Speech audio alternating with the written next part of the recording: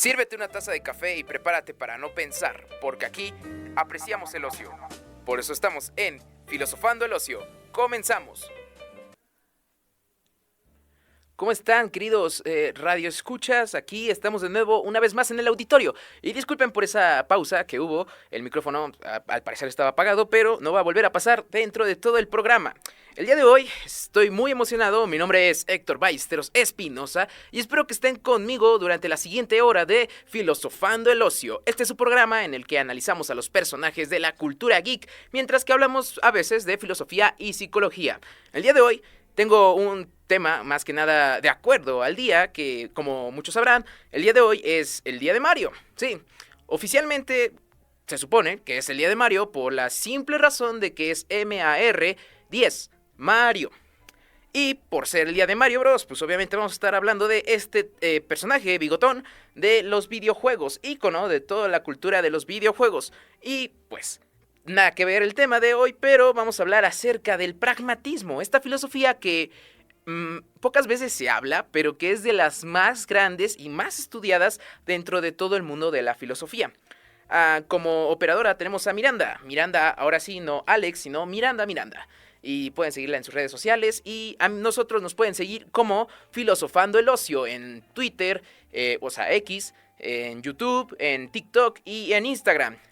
Como filosofando /el ocio. Y además, pues, me pueden seguir a mí en mis redes sociales como Héctor Valles ZZZ, así como si te estuvieras durmiendo, como yo. Y pues, antes de iniciar, empezaríamos hablando de algunas cosas acerca de la historia del pragmatismo. Y tengo unas preguntas para ustedes como radioescuchas. ¿Usted cómo maneja el fracaso? ¿Se adapta o simplemente lo vuelve a intentar de la misma forma que ya lo hizo? O sea, la acción. Y otra pregunta. Si tuviera la oportunidad de poder tener un power-up del mundo de Mario, ¿cuál sería? Estas preguntas nos las pueden dejar en nuestros comentarios en Instagram, YouTube, TikTok y X como Filosofando el Ocio. Y durante el día de hoy vamos a estar subiendo diferentes videos acerca de las curiosidades de Mario y espero que estén listos para la siguiente hora. Y al regular la acción, la cual está bajo el control de la voluntad, podemos regular directamente la emoción. William James. El pragmatismo es una corriente filosófica que surgió en los Estados Unidos en el siglo XVIII, enfocándose en la relación práctica entre las ideas y la experiencia. Su premisa central es que el valor de una idea se mide por sus consecuencias prácticas y cómo ayuda a resolver problemas en la vida cotidiana. El pragmatismo no se centra tanto en la verdad abstracta o en la correspondencia con la realidad, sino en lo que funciona durante la práctica. Es decir, más que nada ve el resultado antes de lo que vendría siendo la causa. El pragmatismo surge como una respuesta directa a las corrientes filosóficas tradicionales que intentaban descubrir una verdad absoluta o una realidad objetiva, que podría conocerse a través de la razón pura, como el racionalismo o el idealismo. En contraste al pragmatismo, se supone que enfatiza la práctica y la experiencia como criterios para conocer todo el mundo.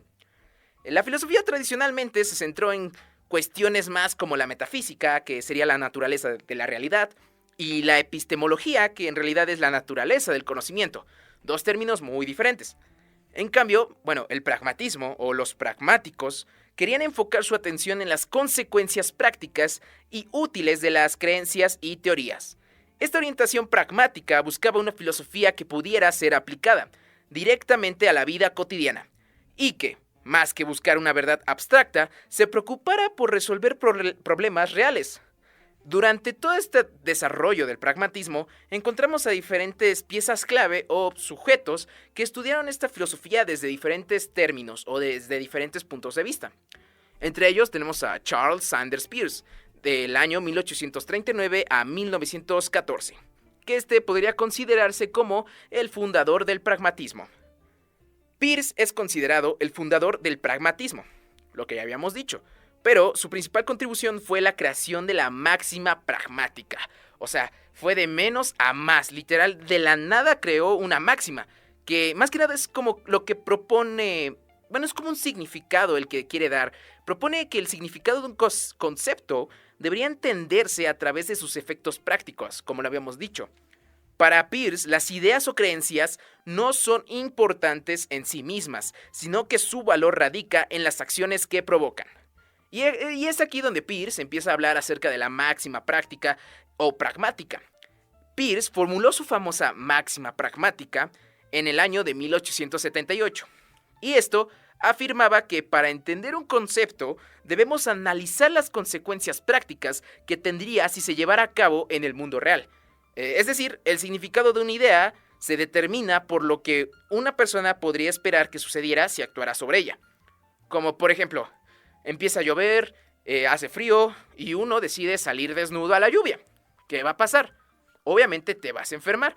Y a partir de esa idea podríamos decir que nosotros ya sabemos que te vas a enfermar, entonces no sales desnudo a la lluvia, sino que vas tapado. O en el contrario, pues vas corriendo abajo de la lluvia aunque no tengas paraguas. Por cierto, no lo hagan, a mí casi me da hipotermia, lo intenté hacer, no lo hagan. Otro ejemplo, más que para entender esto de la máxima pragmática, es la idea de mesa. Uno podría preguntarse, ¿qué efectos tiene esa mesa? ¿Qué podemos hacer con ella? Y las respuestas incluyen cosas sobre, más que nada, comer en ella o usarla para escribir. Esto en un caso más acerca de un objeto estático, no un fenómeno. Así, el significado de la palabra mesa está vinculado a las acciones prácticas que podríamos realizar con ella. Y volviendo al tema de la lluvia, podríamos acumular el agua, dejar que rieguen las plantas o evitar que se meta el agua a la casa. O sea, la lluvia, las consecuencias. Para Peirce, la verdad no es algo inmutable o fijo. En lugar de ello, la verdad es el resultado de un proceso constante de búsqueda y de prueba de hipótesis. Según Peirce, la verdad solo se puede llegar a conocer a través de un proceso colectivo y cooperativo de investigación, que eventualmente lleva a una comunidad de científicos a un acuerdo sobre lo que funciona. Es decir, un colectivo. Esto lleva a lo que él llamó como comunidad ideal de investigadores. Vaya nombre, pero en teoría es un grupito de científicos. Que no son esos individuos aislados, sino que son en realidad un colectivo de personas que buscan la mejor solución posible a los problemas. Bueno, científicos entre comillas, podríamos ser cualquiera en este mundo, podríamos ser un grupo que busca hacer un programa de radio. En este caso estoy yo solo haciendo toda la producción, pero en otros casos también tenemos a nuestra operadora, o operador, que nos ayuda a hacer todo este, pues, show, a armar esta orquesta más que nada. Otro, pues, podríamos decirlo pieza clave para la construcción del pragmatismo o personaje es William James.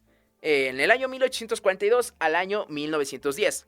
Este fue el primer psicólogo que armó el pragmatismo y lo metió a la fuerza dentro del campo de la psicología.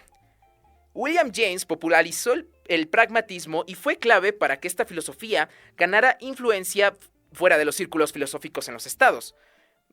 Más que nada unidos, en los Estados Unidos, ya sabes que todo viene de ahí, en especial el pragmatismo. En lugar de centrarse únicamente en la teoría, James amplió el pragmatismo a las emociones y a la psicología, influyendo en el campo de la psicología funcional. Es aquí donde James argumentaba que las ideas deben de ser juzgadas por su utilidad práctica en la vida cotidiana. La pregunta central para él era, ¿qué diferencia hace esta idea en mi vida? En su famoso libro Pragmatins, de 1907, James declaró que la verdad de una creencia o idea no depende de su correspondencia con la realidad objetiva, sino de si funciona para lograr resultados satisfactorios en toda nuestra vida. Esto fue más que nada una extensión de la idea de Peirce, pero de forma más dirigida a la psicología. Y esta pregunta de ¿qué diferencia hace esto, o bueno, esta idea en mi vida, también está muy relacionada con lo que vendría siendo la psicología humanista? Ya que, pues, la psicología humanista es de que tú tienes que salir solo, pero tú tienes que ver tus problemas, y el psicólogo simplemente como que te va agarrando de la mano, y tienes que tú mismo llegar a lo que vendría siendo la autorrealización.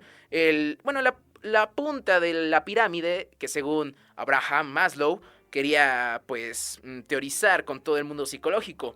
Por cierto, hablaremos de la psicología humanista en otro capítulo, si es que no se me rompe una cuerda bucal, o vocal, o me quedo sin voz. James también llevó el pragmatismo al ámbito de la religión. En su obra, más que nada, Variedades de la experiencia religiosa, en 1902, exploró cómo las creencias religiosas pueden ser útiles para las personas independientemente si son verdaderas en un sentido tradicional. Para James, lo importante más que nada era si esas creencias ayudan a las personas a vivir de una manera más plena y a mejorar su vida. Así, la religión y la fe se volvían prácticamente rituales o prácticas que ayudaban a las personas a navegar por la vida, y el valor de sus creencias no se medía por su correspondencia con una verdad absoluta, sino por sus efectos prácticos. Encapsulando el ocio.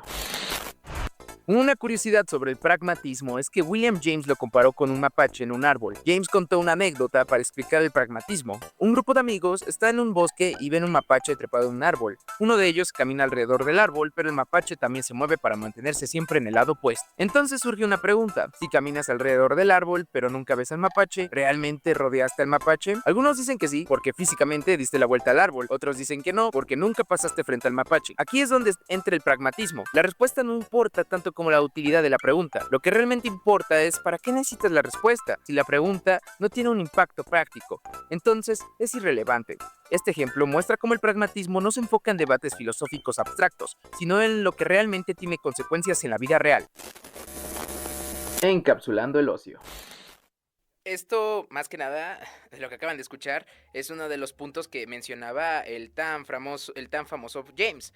Pero otro punto, o bueno, otro personaje dentro del pragmatismo vendría siendo John Dewey y el pragmatismo en la educación y la democracia.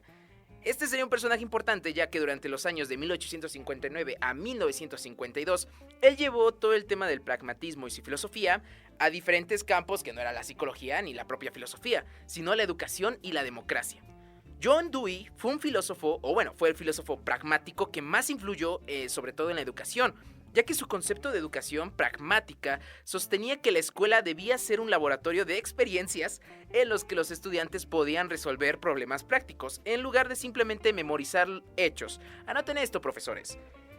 Educación y la democracia son dos puntos relevantes dentro de la obra de Dewey, ya que, como habíamos dicho, Dewey veía la educación como una forma de preparar a los ciudadanos para la democracia, ya que la democracia no solo se trata de elegir a representantes, sino de resolver problemas comunes de forma cooperativa, precisamente la democracia.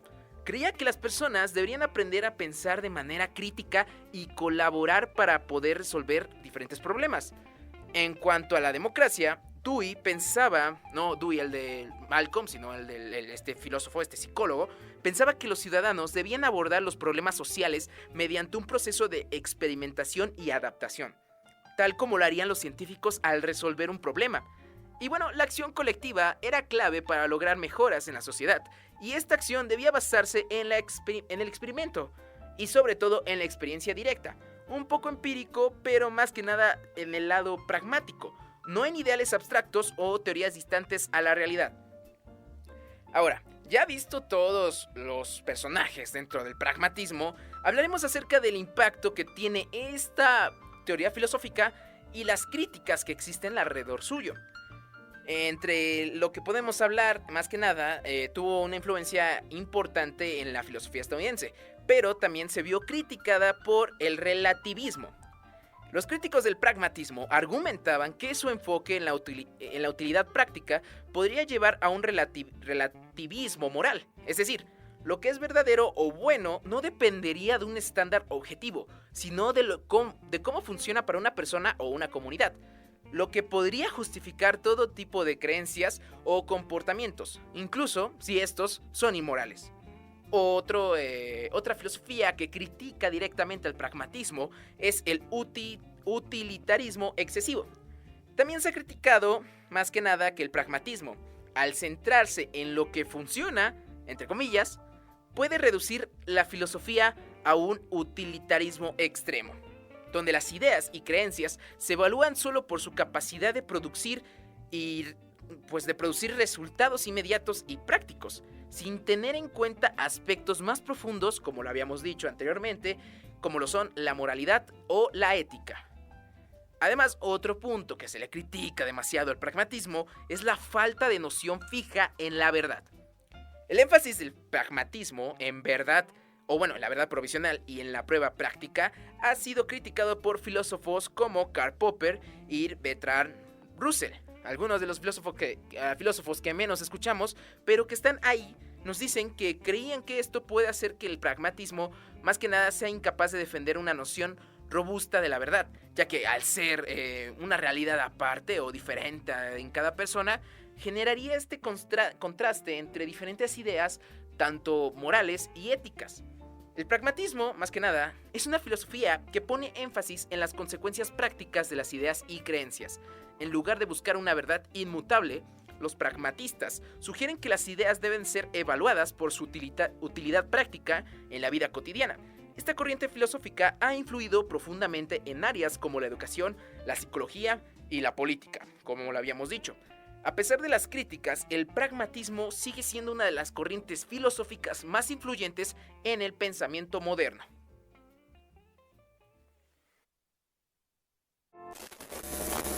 Encapsulando el ocio. Una curiosidad interesante acerca del pragmatismo es que este enfoque filosófico fue desarrollado principalmente por tres pensadores estadounidenses: Charles Sanders Peirce, William James y John Dewey. Sin embargo, lo curioso es que, aunque el pragmatismo es conocido por su énfasis en las consecuencias prácticas y la acción en la toma de decisiones, su nombre fue acuñado por Peirce, pero fue James quien lo popularizó. El pragmatismo también sostiene que la verdad de una idea no reside en su correspondencia con una realidad abstracta o inalcanzable, sino en sus efectos prácticos, es decir, lo que es verdadero, es lo que funciona o tiene resultados satisfactorios en la experiencia cotidiana. Este enfoque contrasta con otras corrientes filosóficas que buscan una verdad objetiva y universal. Encapsulando el ocio. Rellena tu taza, que esto todavía no se acaba. Volvemos.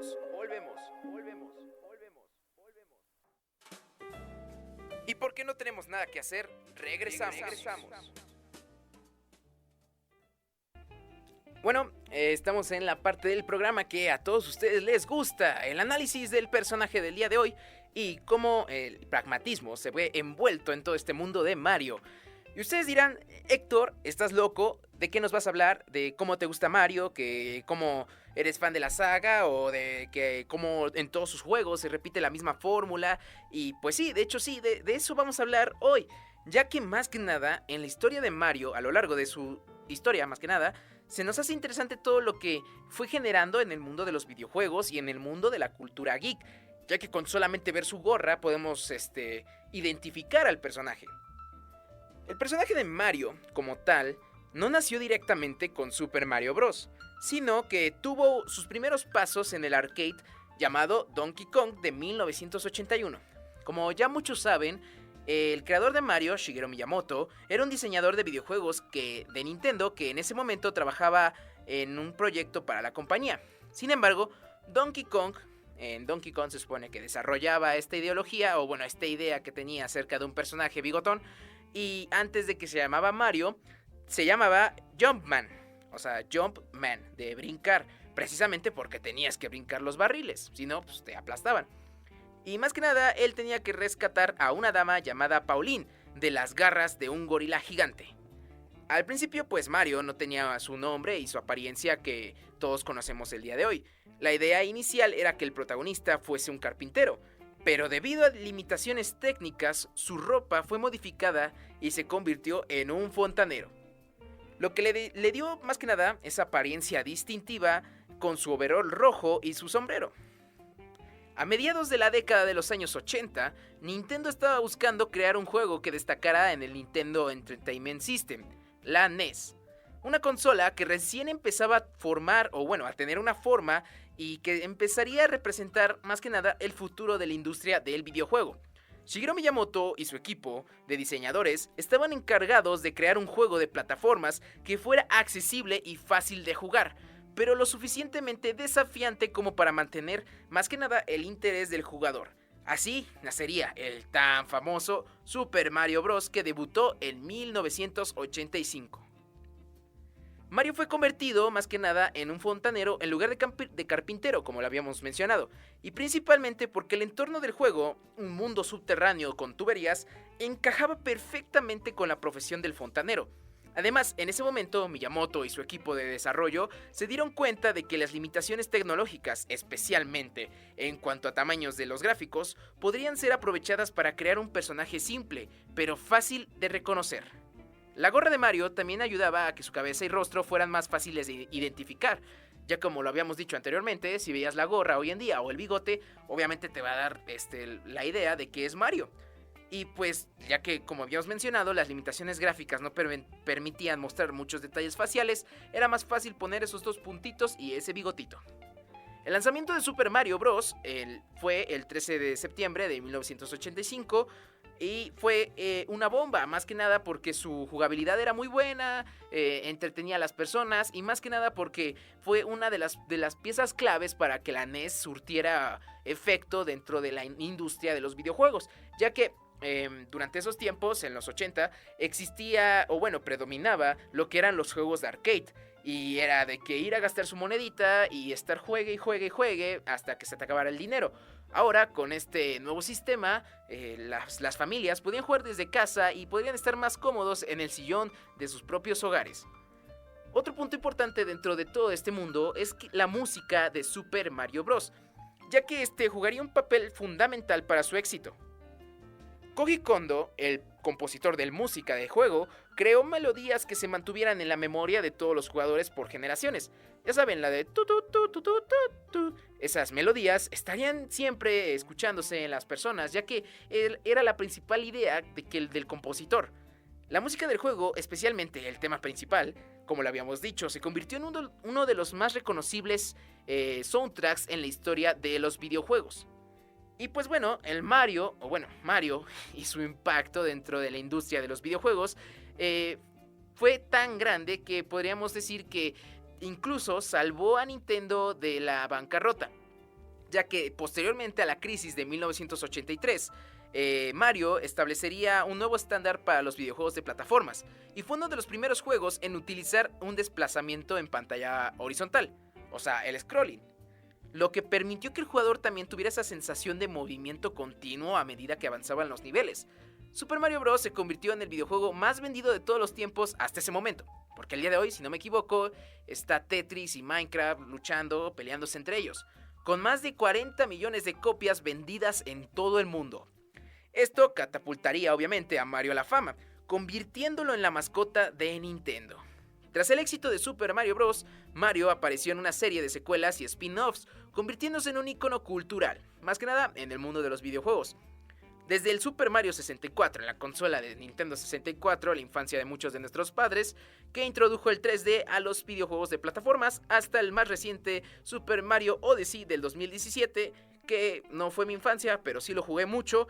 Y pues, más que nada, representando toda esta evolución que desde polígonos de 64 bits, estamos ahora en una, más que nada, época moderna, época HD.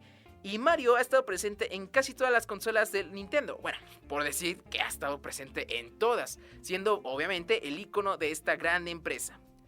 A lo largo de los años, también Mario ha evolucionado en términos de diseño gráfico, pero su esencia sigue siendo la misma. Con el paso del tiempo, su papel se ha expandido más que nada participando en diferentes spin-offs, como lo habíamos dicho, en juegos de karting, que sería Mario Kart, juegos de deportes, que serían Mario Tennis o Mario Golf.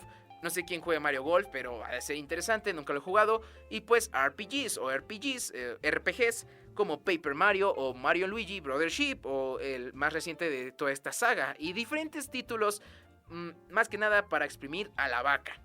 La figura de Mario ha trascendido más allá de los videojuegos, apareciendo en películas, series de televisión y siendo parte de la tematización de parques de atracciones como el Super Nintendo World de Japón. Encapsulando el ocio.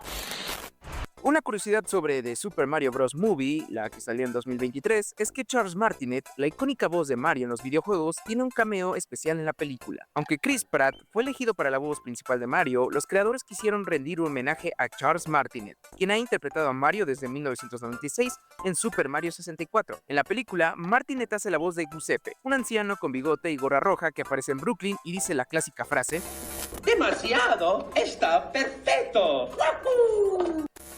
imitando el tono de los clásicos videojuegos. Además, también presta su voz al papá de Mario, Luigi, dándole un toque nostálgico a la historia. Fue una forma de honrar su legado en la franquicia sin dejarlo fuera de la película.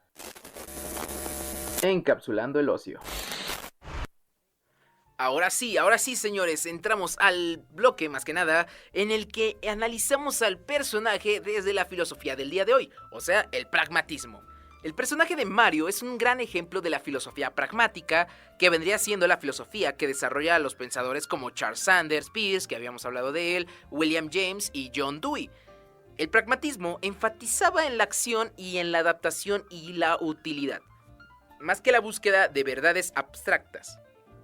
Veamos cómo Mario, se supone, encarna en los propios principios de esta filosofía, más que nada en su forma de actuar y en todo su universo que lo rodea. Como primer punto podríamos hablar de que Mario es más que nada la encarnación de la acción por encima de la teoría. Esto, gracias a William James, podemos verlo desde uno de los principios fundamentales del pragmatismo, y es que las ideas solo tienen valor en medida en que producen resultados prácticos. Mario no se detiene a reflexionar sobre el sentido de su misión, ni se pregunta por qué Bowser secuestra repetidamente a la princesa. Obviamente ya sabemos por qué lo hace, porque se supone que está enamorada de Peach. Pero en lugar de filosofar sobre su existencia o buscar una explicación metafísica de su mundo, él simplemente actúa. Cada problema que enfrenta, como lo son enemigos, obstáculos o acertijos, lo resuelve mediante la acción y la experiencia directa, sin necesidad de conocimientos previos o teorías abstractas.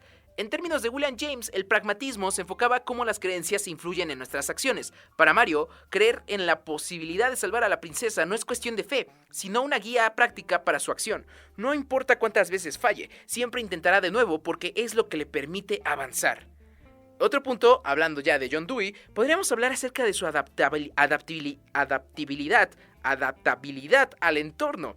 Para el filósofo pragmático John Dewey, el conocimiento no es algo estático, sino que se adquiere a través de la interacción con el entorno y la capacidad de adaptarse a nuevas circunstancias.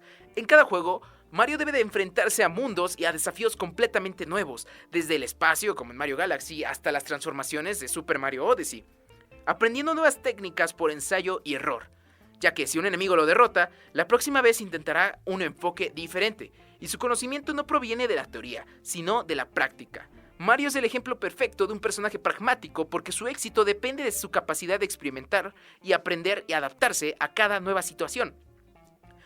Y por último podríamos hablar de Charles Peirce, que podríamos hablar de cómo Mario es una también representación de la verdad como utilidad, ya que, como lo habíamos mencionado, Charles Peirce mencionaba que la verdad no es algo absoluto, sino aquello que nos ayuda a resolver problemas en la vida real.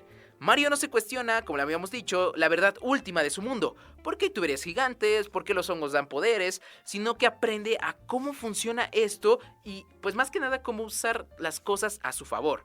Si un power-up no le ayuda, seguirá usándolo. O bueno, lo dejará de usar. Si un power-up lo ayuda, lo usará más que nada. No necesita una teoría sobre que una flor le da fuego o por qué un traje de mapache le permite volar, sino lo único que importa para él es lo que resulta útil. En este sentido, Mario es un pragmático puro, porque su reconocimiento se basa en lo que realmente le sirven en la práctica, no en explicaciones. Y, como último punto, tenemos a Mario como el ejemplo del éxito pragmático. El pragmatismo también enseña que el éxito no se mide por ideales inalcanzables, sino por la capacidad de resolver problemas en el presente. Y Mario, obviamente, es uno de los grandes modelos acerca del pragmatismo, ya que el eterno aprendizaje, que es un modelo pragmatismo, nos podría representar o enseñar cómo es que Mario ve a su mundo, ya que cada versión de Mario demuestra su capacidad pragmática de adaptación. No importa cuántas veces el mundo cambia a su alrededor, él siempre encuentra la manera de ajustarse y avanzar. Ahora, antes de acabar, leeré un fragmento de lo que vendría siendo la obra Pragmatismo de William James. El pragmatismo representa una actitud de pensamiento que, en lugar de mirar hacia principios primeros, categorías necesarias y verdades absolutas, mira hacia últimas cosas, frutos, consecuencias y hechos.